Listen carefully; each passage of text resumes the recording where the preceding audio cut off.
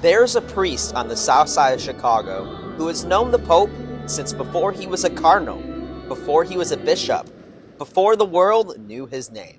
You can take the South Sider out of Chicago, but you can't take the Chicago out of the South Sider. May 8th, 2025.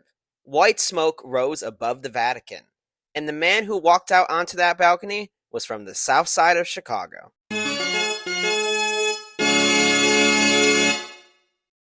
Father Tom has known Robert Prevost for over 40 years. They met as young men in the Augustinian order, and even as Prevost rose from missionary to cardinal to pope, Father Tom says one thing has never changed. I spent an hour with him in October, just the two of us in his apartment, and it was just like I was talking to Bob that I've known for all these years. And he does follow the South Side. He follows what's going on. And for Robert Prevost, the South Side has always meant one thing. He was a big White Sox fan, and he loved it. And that's how he was there for the first game of the 2005 World Series. October 2005. The White Sox swept the Houston Astros in 4 games, their first championship in 88 years.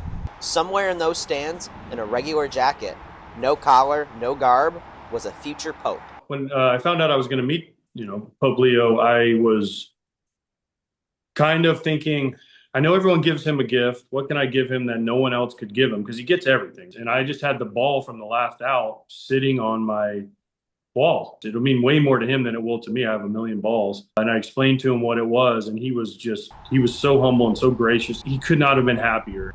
And then Pope Leo told him a secret. He just said, I was in game 2 also, but they didn't show me on TV. So nobody knows that I was also at game 2. Game 2, October 2005. The same World Series, the same stands, and somewhere in that ballpark, the same future pope.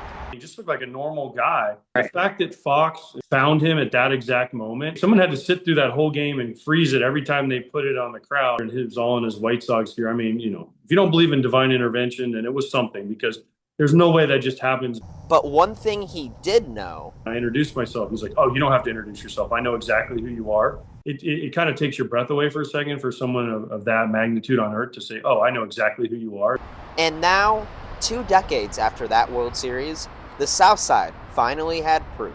I said, hey, the White Sox are doing good. They're in first place. And he just looked at me and smiled and said, oh, I'm paying attention. I watch when I can. I know what's happening.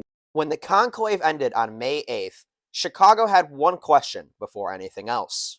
Immediately after he was elected, my wife was like, hey, we have or I think it was upstairs, downstairs. She was downstairs, I was upstairs. We have a Chicago Pope. And the first thing I thought, is he a Cubs fan or a White Sox fan? The Cubs didn't wait for an answer. The marquee at Wrigley went up within hours, but it didn't last. The Cubs threw it out there, the Pope is a Cubs fan or whatever. And then his brother was like, oh, actually, he's not. Anytime a White Sox fan or a White Sox person can get a little jab in on the Cubs, it's always fun because they take it so well. It's like, well, we better make sure, because we better make sure he's a Cubs fan. I didn't know. And then you heard rumors, like you saw pictures, and you're like, is this AI? Is this even real? He's in a White Sox hat and all these kind of things. I think that's how we do things nowadays. We move really fast with the internet, and then we retract afterwards and go, oh, wait, hold on. That wasn't a real video. Oh, wait, hold on. That's not true. For the South Side, the confirmation landed like a championship of its own. It's like, oh, we've got the literal Pope that's in the Vatican that's rooting for us. So it's like literally the biggest person in your religion, well, second biggest, is telling you that you're rooting for your team. So that feels amazing, honestly. I haven't seen this. I've been Sox fan 18 years. I've never seen anything like this. So it's really awesome. It is cool, to say the least. Right? You have this who's considered a world leader, not just a church leader, right? Like he's more relatable, even though he is American. He's from Dolton and stuff like that. Right. I guess the Sox fan part's just a bonus. It'll change the rivalry a bit. I mean, the Sox fans like that. They like to be able to, put that on T-shirts. As a youngster, I was very anti-Sox. I rooted for them to lose all the time. And then as I've gotten older, mellowed a little bit, it's great to see that they are now doing well, and I'm all for Chicago. But to understand what having the Pope on your side means, you first have to understand what this rivalry means. And the players will tell you, there's no rivalry in baseball quite like it. There's no other place that has two teams in one city that started over 100 years ago. You got generational fandom built up on both sides, right? And then you add into that interleague. So it actually is one of the few rivalries, I feel like, that actually starts in the house. I played in some of the biggest rivalries, but when I got to the White Sox and I saw how much those games meant to White Sox fans against the Cubs, it was kind of eye-opening. This is playoff-esque atmosphere in a regular season game, both at home and at Wrigley. Chicago's identity is so grounded in mythology. I think the rivalries within the family come from where some part of the family is Northsiders, some part of the family is Southsiders generally. Nothing captures the edge of this rivalry like one moment. May 2006, the South Side, home plate. I see Michael Barrett kind of get in the way, and there's nowhere for me to go. I smacked home plate, like, just to make sure I touched it. And then he just grabs me and he says, I didn't have the ball. And then he pushes me and I was off balance. So I kind of take like 5 or 10 steps away. And then by the time I turn around, Chris Spire, the coach for the Cubs, grabs me. He's like, oh, you ain't going anywhere, big boy. The moment has taken a life of its own. It's almost like an urban myth or urban legend at this point of people that were there and say they remember it when they were all wrong about it, which is fine. I'm like, yeah, totally, yeah, good, yeah. For Ryan Dempster, who spent years on the north side, the edge of the rivalry was something he felt from the other side. Going down to the south side and playing different atmospheres, different environments. The fights on the north side don't start till after the game, usually leaving a bar. They don't even wait around over there.